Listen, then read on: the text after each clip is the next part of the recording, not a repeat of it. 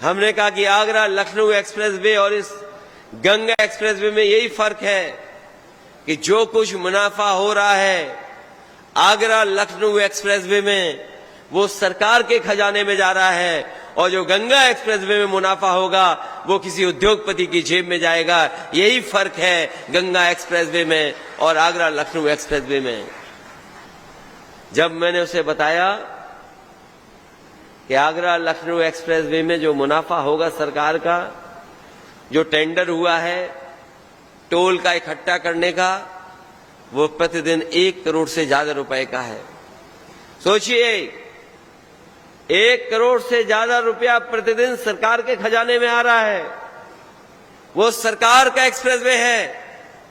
और वही गंगा एक्सप्रेसवे में हो सकता है प्रतिदिन टोल 1 करोड़ से ज्यादा आए, वो सरकार के खजाने में नहीं जाएगा, वो किसी प्राइवेट उद्योगपति के जेब में जाएगा।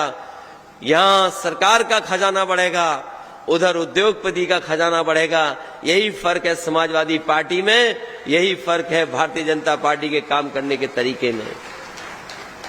अभी आपने सुना होगा विधानसभा में मुख्यमंत्री जी कह रहे थे कि हमने इतने रोजगार दिए, इतनी नौकरी दी हैं कि आज उत्तर प्रदेश में जो बेरोजगारी दर है वो 4% रह गई है। अगर हम उस गणित का हिसाब किताब लगाएं तो मुख्यमंत्री जी के कहने का मतलब है कि 100 में केवल 4 बेरोजगार बचे हैं, बाकी सबको नौकरी या रोजगार दे दिया है। क्या ये सच्चाई है? बताओ आप सब लोग। किसी गांव में चले जाएं, हो सकता है उस गांव में 100 के 100 बेरोजगार हों। ये सरकार कह रही है कि 100 में 4 बेरोजगार हैं, लेकिन सच्चाई ये है किसी गांव में चले जाओगे आप तो 100 में 100 बेरोजगार होंगे। उनके पास न नौकरी है, न काम है, न कोई भविष्य में उनके पास रोजगार का इंतजाम है। और अभी ठीक ही कहा लालजी वर्मा जी ने कि बीजेपी वाले ये प्रचार करते थे कि समाजवादियों की सरकार बनती है तो केवल एक लोगों का भला होता है।